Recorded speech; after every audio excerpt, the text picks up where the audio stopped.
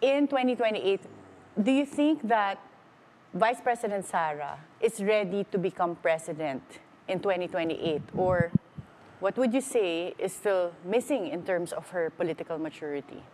A lot of maturity probably, but I think if she will be behaving this way, nakatakot eh.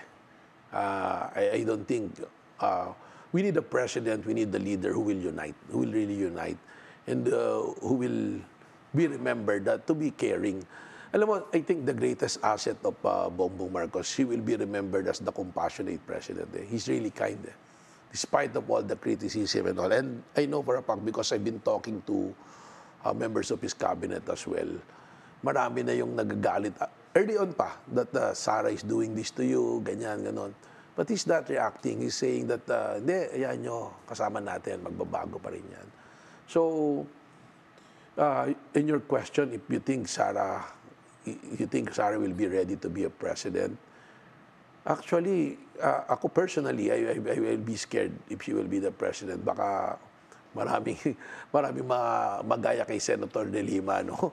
So, probably kailangan niya siguro talaga to understand how the government function, the dichotomy also, and learn to respect the process. Just like what's happening in Congress, you have to respect it. Ang dami nating pinagdaanan dyan nung time na tayo naging presidente.